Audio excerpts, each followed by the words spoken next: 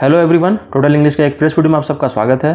Students, आज के इस वीडियो में हम लोग पढ़ने वाले हैं the sermon at Benares chapter का फाइनल पार्ट इसलिए मैं कह रहा हूं क्योंकि मैं इस पर पहले एक वीडियो बना चुका हूं। अगर आपने वो देखा है सो इट्स वेरी गुड। अगर आपने नहीं देखा है तो आप यहाँ पर आई वाले बटन से क्लिक करके उसे देख सकते हैं। दोनों पार्ट को देखिएगा तो इस चैप्टर से कोई भी क्वेश्चन पूछा जाएगा so you can easily answer it. इस चैप्टर के बाद मेरा अगला टारगेट रहेगा कि जो नेक्स्ट पोएम है अमांडा मैं पढ़ा चुका हूँ। अमांडा के बाद जो नेक्स्ट पोएम है एनिमल्स पर भी वीडियो बहुत जल्द आएगी। ठीक है, मैं कोशिश करूंगा कि इसे एक दिन के अंदर मैं इसे अपलोड कर दूं। ठीक है, आप जानते हैं कि आपका एग्ज़ाम जो है वो 26 से स्टार्ट हो रहा है, तो उससे पहले अभी मान लीजिए आज 8 अप्रैल है, तो लगभग 14-15 दिन का टाइम है हमारे पास, है ना। तो लगभग इंग्लिश के टॉपिक्स तो मैंने कवर कर ही दिए हैं, गिन जुन के अभी हमारे पास 4 टॉपिक के आसपास बच रहे हैं। ठीक है, तो इसको भी हम लोग आने वाले दिनों में कर लेंगे और मैं कोशिश करूंगा कि थोड़ा कुछ प्रैक्टिस क्वेश्चंस ग्रामर और रीडिंग सेक्शन से भी मैं आपको प्रोवाइड करा सकूं। Okay, so without wasting the time let's start the video. Students, sermon at Benares के फर्स्ट वीडियो में मैंने आपको बताया था कि ये किसकी स्टोरी है। तो ये गौतम बुद्धा की स्टोरी है।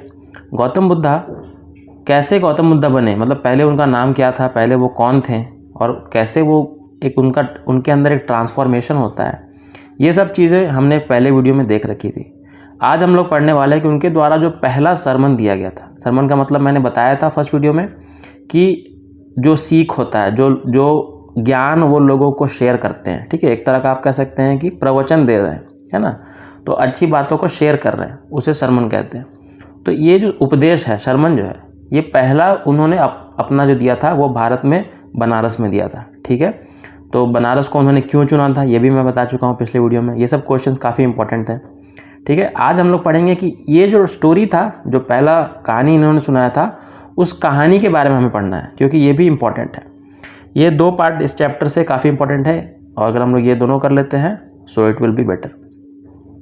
स्टोरी को एक बार समराइज वे में मैं फटाफट बता दे रहा हूँ। किसा गौतमी बोलकर एक लेडी रहती हैं, उनका एकमात्र बेटा रहता है जो कि मर जाता है। अनफॉर्चुनेटली उसकी डेथ हो जाती है और किसी का एकमात्र बेटा है और उसकी भी डेथ हो जाए तो सोचिए उस पर क्या बीतेगी। तो बिल्कुल वैसे सिचुएशन किसा गौतमी के साथ भी होता है। वो अलग अलग प्लेसेस पर मूव करती है, जगह जगह पर जाती है अपने बेटे की बॉडी को लेकर कि कोई तो ऐसा हो जो इसे जीवित कर दे, बट आप सब जानते हैं कि ऐसा पॉसिबल है नहीं। तो फाइनली कोई कहता है कि आप गौतम बुद्धा के पास जाइए, उनके पास कोई ना कोई सॉल्यूशन ज़रूर मिलेगा।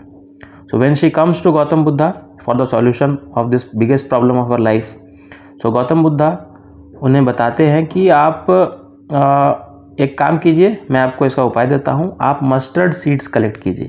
ठीक है, जो सरसों होता है मस्टर्ड, उसके सीड्स को कलेक्ट कीजिए। मतलब किसी के पास जाके आप उसको मांग के लाइए। भिक्षा कैसे मांगते हैं, घर घर जाके ये जाके आप मांग लीजिए। तो लेडी को लगता है तो बड़ा सिंपल सा चीज़ है, कोई भी दे देगा, तो मतलब उसका बेटे की जान बच जाएगी। फिर वो ये कंडीशन देते हैं कि आपको मस्टर्ड सीड उस घर से लाना होगा जिस घर में कभी कोई डेथ नहीं हुआ हो, मतलब उसके घर में जैसे कि उसके दादा परदादा कभी कोई मरे ही नहीं हो। तो ऐसा तो इम्पॉसिबल है कि कोई ऐसा घर हो ही ना जिसमें कोई कभी डेथ ही ना किया हो किसी का फैमिली में, है ना।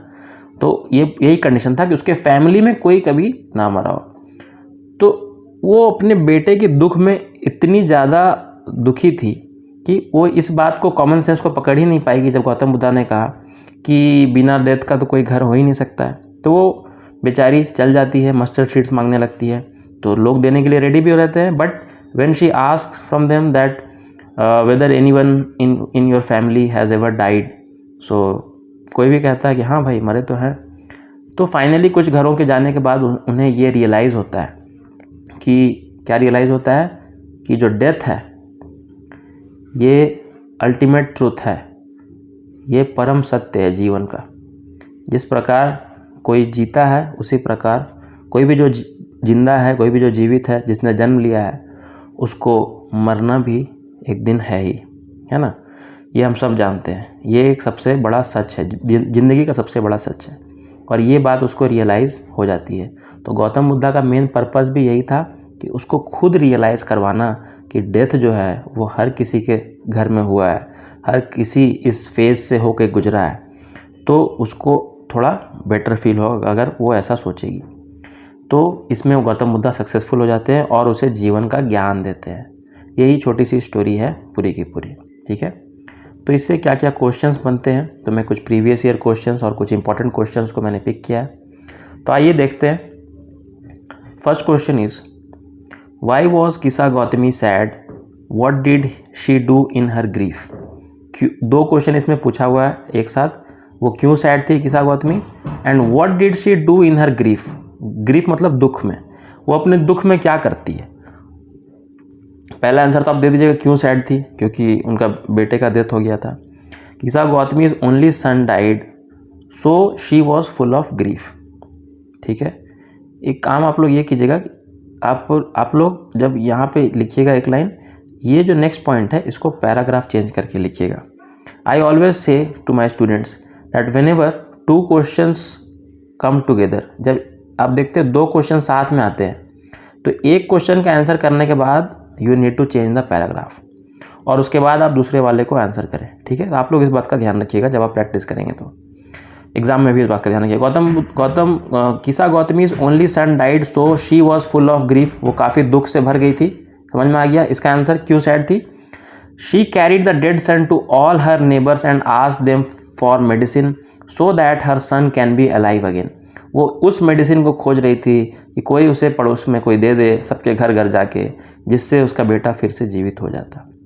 The people remark that she had lost her senses.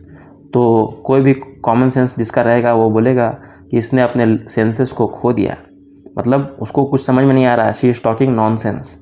Actually it was nonsense, but why she was saying like that, the reason people need to no.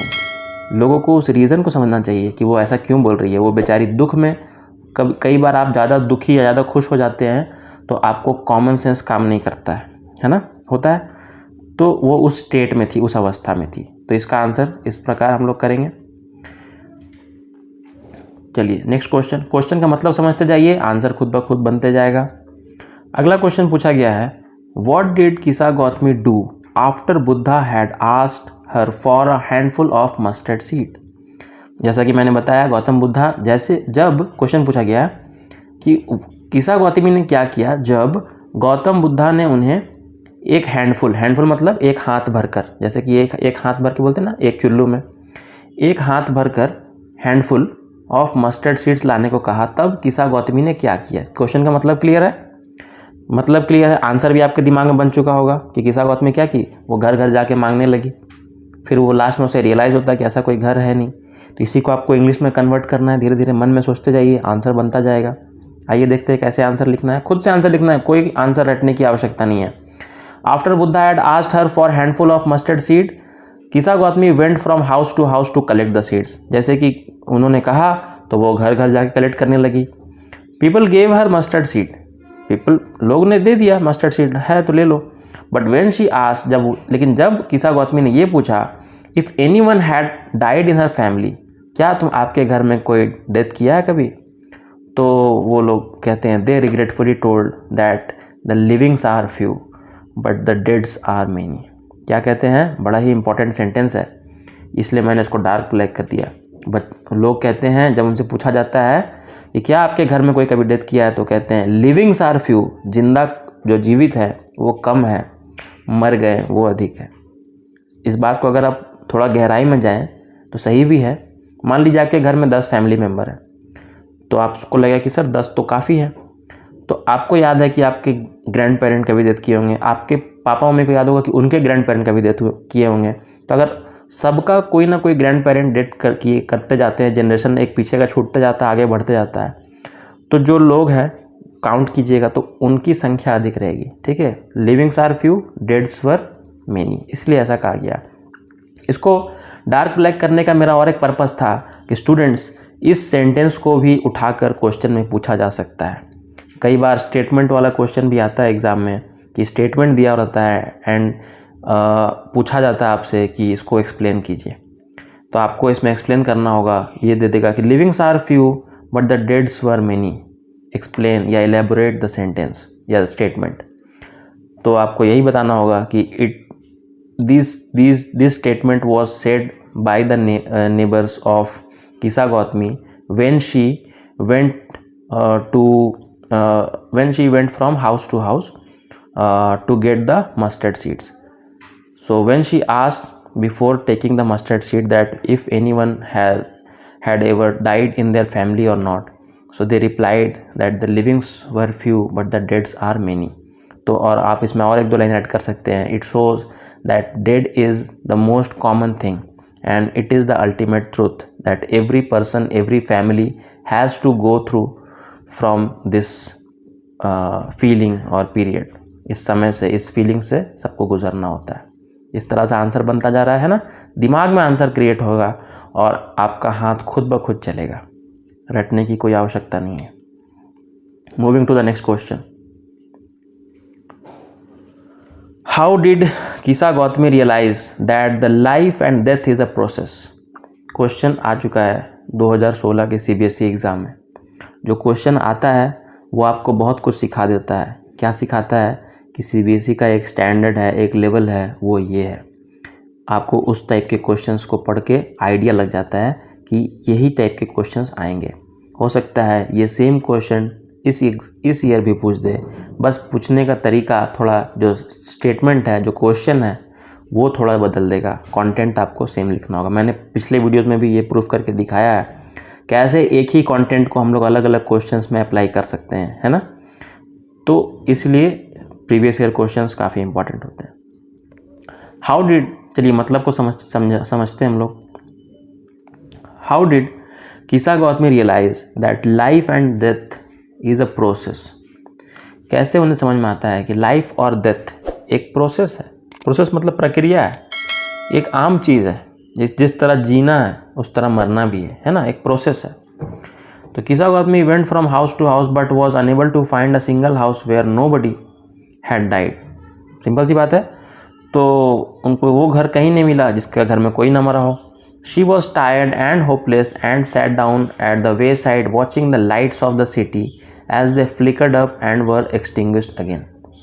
थक हार के बेचारी, जब उन्हें पता चलता है कि किसी का भी ऐसा घर ही नहीं है कि जहाँ पर कोई डेथ ना किया हो, थक हार के बेचारी बैठ जाती है. कहाँ पर? वे साइड वॉचिंग द लाइट्स. सड़क के किनारे बैठ जाती है, देखने लगती है लाइट्स को. शहर, दूर से शहर दिख रहा होता है, शहर में लाइट्स जल रहे होते हैं और लाइट्स जो हैं वो पहले जलते हैं फिर बाद में बुझ जाते हैं. तो ये क्या बताता है? ये बताता है कि हमारा ज़िंदगी भी कुछ उसी लाइट के जैसा है, उस दीपक की रोशनी के जैसा है कि एक समय के लिए प्रज्वलित होता है, दूसरे समय के लिए अंधकार छा जाता है. तो यही जीवन है. तो जीवन मरण क्या है? एक चक्र है, प्रोसेस है ना. जीवन मरण एक चक्र है, एक प्रोसेस है. She realise that similar to the city lights, जैसा कि सिटी लाइट्स है वैसा ही ह्यूमन लाइफ्स भी है, वैसा ही मानव का ज़िंदगी भी है. Also flicker up some for some time, कुछ समय के लिए प्रज्वलित होता है और बाद में बुझ जाता है. And get extinguished again. I hope आपको इसका मीनिंग अच्छे से समझ में आ गया हो. चलिए आगे बढ़ते हैं. देखिए अब मैं आपको बताऊंगा किस तरह से एक क्वेश्चन को अलग अलग ढंग से पूछा जाता है एग्ज़ाम में. पहला क्वेश्चन है, what was the basic idea of Buddha's preaching. Buddha का जो प्रीचिंग था, मतलब जो उनको ज्ञान देना था किसा गौतमी को, इसका बेसिक आइडिया क्या था, किस आधार पर उन्होंने ये आइडिया दिया. आइडिया तो आपको समझ में आ रहा है क्या है, कि वो किसा गौतमी को रियलाइज़ कराना चाहते थे कि life and death is a process. देखिए यहाँ से अभी आपने एक सेंटेंस सीखा, life and death is a process. तो आप इसको यहाँ पे अप्लाई कर सकते हैं. ठीक है, स्मार्टली काम को कीजिए. कहीं से कोई सेंटेंस को पढ़िए, वहाँ पे अप्लाई कर दीजिए. फिर से इसी को अलग वे में पूछा, हाउ डिड बुद्धा मेक किसा Gautami understand about the reality of death.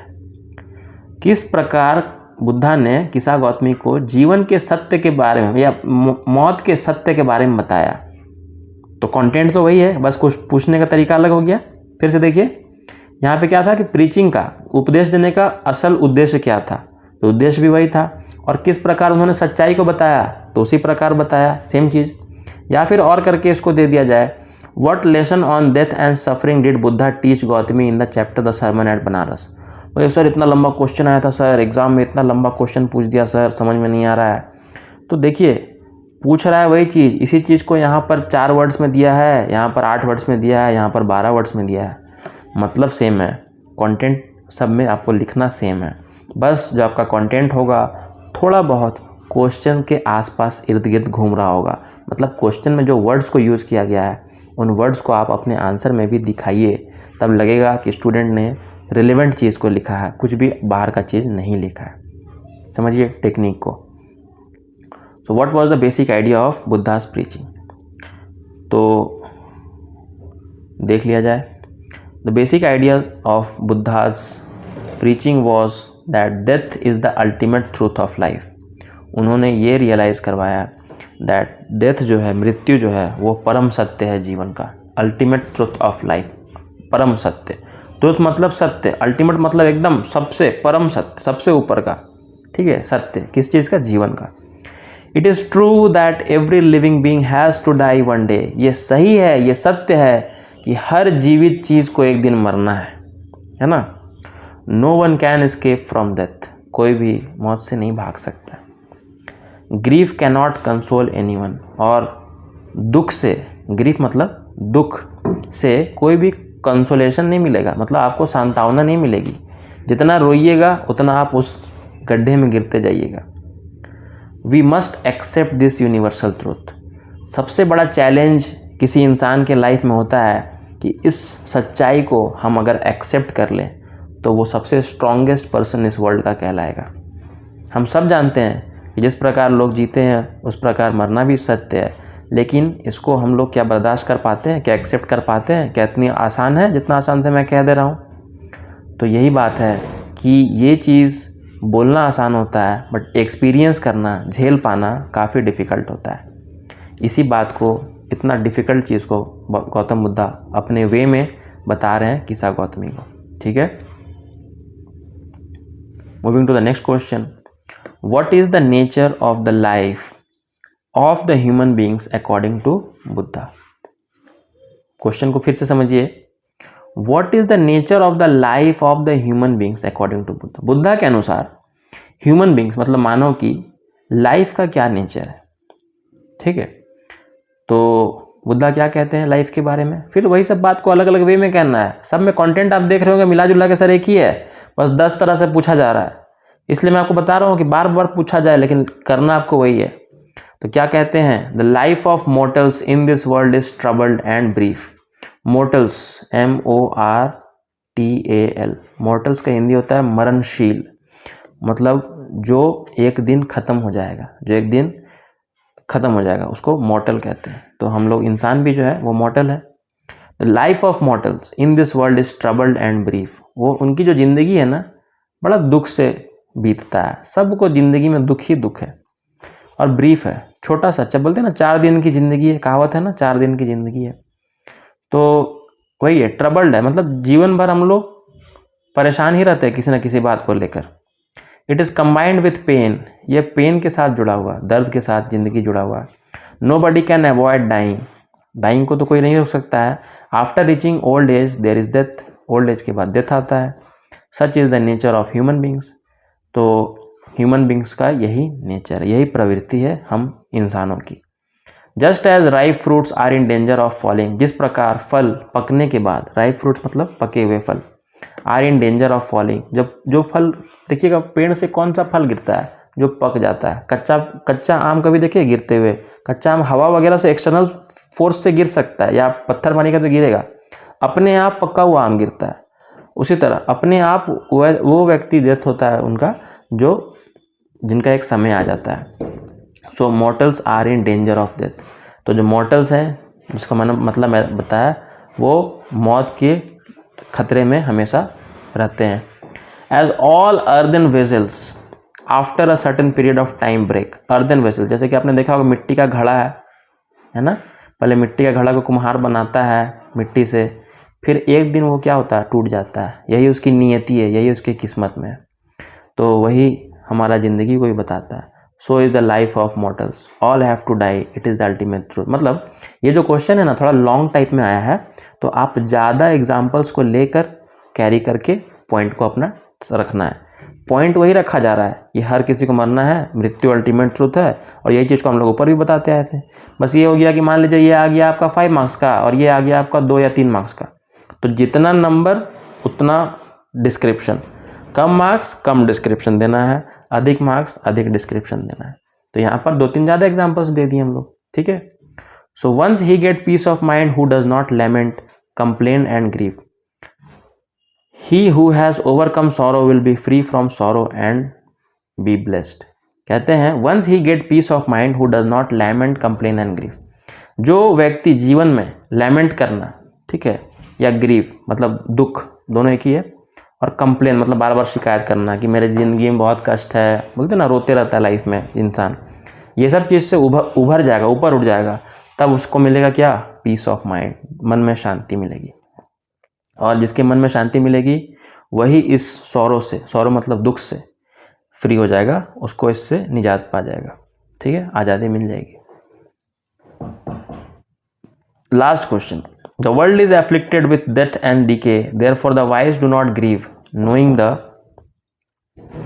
Terms of the world, explain with the reference to the story sermon at Benares. ठीक है, देखिए समझिएगा, फिर से मेरा कहने का मतलब खाली क्वेश्चन को मैं समझा दे रहा हूँ, कंटेंट आपका वही रहेगा। The world is afflicted with death and decay, therefore the wise do not grieve. पूरी दुनिया तो परेशान है डेथ से और डीके से, डीके का मतलब सड़ना होता है, तो मरने से। तो जो वाइज होते हैं, जो चालाक होते हैं, जो समझदार होते हैं, वो नहीं रोते हैं, वही सब में नहीं फंसते हैं। Knowing the terms of the world, क्योंकि वो ज़िंदगी के दस्तूर को समझते हैं, उसके रीति रिवाज को समझते हैं, यही तो ज़िंदगी का परम सत्य है। तो एक्सप्लेन विद द रेफरेंस। तो आपको लग रहा है ना क्वेश्चन का बस पूछने का तरीका चेंज हो गया, मैटर वही रहेगा, आपका आंसर का कंटेंट वही रहेगा। चलिए एक और स्टाइल से पूछ लेते हैं, 2015 में पूछा भी था, ठीक है। अब बोलिएगा सर इतना लंबा क्वेश्चन आया था, इतना सिंपल हम लोग पढ़ के गए थे, तो मान लीजिए यही क्वेश्चन को सिर्फ दे देगा कि what was the message of Buddha's preaching, Buddha के प्रीचिंग का मैसेज क्या था, तब तो आप बड़े आसानी से लिख के आ जाएंगे। लेकिन उसी को अगर 4 लाइन में घुमा फिरा के बोलता है तो आप सोचने लगते हैं। लेकिन आपको ये समझना है चैप्टर आपने पढ़ रखा है, चैप्टर से बाहर कुछ नहीं पूछा जाता है, बस पूछने का वे चेंज हो जाता है। So personal losses are a part and parcel of life, instead of wailing on them we should move on in life. जो पर्सनल लॉस होता है किसी व्यक्ति का, किसी का फैमिली में कोई चला गया, पर्सनल लॉस उसको कहते हैं, वो तो ज़िंदगी का एक हिस्सा है। तो हम लोग instead of wailing on them, मतलब इंस्टेड मतलब उसके बजाय, वेलिंग के बजाय, वेलिंग का मतलब रोने के बजाय, वी शुड मूव ऑन, बोलते ना लाइफ में मूव ऑन करो, हमें उसके आगे बढ़ना होता है। This message of Gautam Buddha has become more relevant in modern times. इसमें बस ये ऐड कर दिया है कि अभी के समय में ये बहुत ज़्यादा एप्लीकेबल है, हम लोग को मूव ऑन करना सीखना होगा। एक ही चीज़ को लेकर, एक ही दुख को लेकर लाइफ टाइम डिप्रेशन रहना कहीं से भी सही नहीं है, ठीक है। इसको हम लोग को रियल लाइफ में, अभी के टाइम में बहुत रेलेवेंट मतलब रिलेटेड है अभी के समय से। तो गौतम बुद्धा हज़ारों साल पहले इस बात को कहे गए और आज भी ये बात सही है ना। So do you agree, why या वाई नॉट। वाई नॉट का तो कोई सवाल ही नहीं होता है भाई, गौतम बुद्धा के बात से कौन अग्री नहीं करेगा, है ना। तो वाई, तो आप लिखिएगा यस, आपका आंसर ऐसे स्टार्ट होगा, yes I agree with the message of Gautam Buddha, ठीक है। फिर आप आगे बढ़िएगा, तो कंटेंट मोर और लेस आपका सिमिलर रहेगा। तो I agree with the message that Gautam Buddha has given about life in the modern times, people have a lot of explore and move with the world at the same pace. आज modern समय है, काफ़ी तेज़ समय है, लोग पेस के साथ, रफ्तार के साथ बढ़ रहे हैं। If people don't understand the practicality of life, अगर लोग जीवन की प्रैक्टिकलिटी को नहीं समझेंगे, they will start living under stress which would in turn affect their personal and professional life. तो वो स्ट्रेस में जाएंगे, और स्ट्रेस एक दलदल है, टेंशन स्ट्रेस एक दलदल है, जो इंसान जाता है तो उसमें धीरे धीरे फंसने लगता है। तो उससे आगे बढ़ना ही ज़िंदगी का नाम है, ठीक है। ज़िंदगी का नाम मतलब चैलेंजेस को फेस करना, चैलेंजेस से सामने रह के डट के लड़के दिखाना, यही लाइफ है। People need to understand that everyone who is born will have to die one day. मिला जुला के बात वही है। So content is again same, जस्ट ये थोड़ा मॉडर्न लाइफ के बारे में बोला कि मॉडर्न क्या चेंज कर दिया इसमें थोड़ा सा, कि मॉडर्न लाइफ से कैसे रिलेटेड है। तो आप बोल दीजिए कि हाँ, मॉडर्न लाइफ में भी आजकल बहुत लोग स्ट्रेस रहते हैं, टीनेजर्स काफ़ी टेंशन में रहते हैं, छोटी छोटी बातों को लेकर हम लोग प्रॉब्लम में आ जाते हैं। तो इस स्ट्रेस, इस डिप्रेशन से आगे बढ़ने का एक ही तरीका है, मूव ऑन करना, और इसको गौतम बुद्धा बहुत पहले ही बता दिए हैं। That is why this statement is relevant in the modern day. बात खत्म। So that is all from the chapter students. I hope आपको चैप्टर काफ़ी, ये मोरालिटी वाला चैप्टर है, मोरल ज्ञान हमें मिलता है ना, और काफ़ी कुछ सिखा जाता है हमें ये, तो बड़ा ही इंटरेस्टिंग अच्छा चैप्टर है। सो आई होप आपको ये वीडियो अच्छा लगा हो। अगर आपको वीडियो अच्छा लगा हो, so do like the video, share it to your friends and subscribe to my channel Total English. I will come back soon with another episode, and with a new topic from term to exam. Thank you.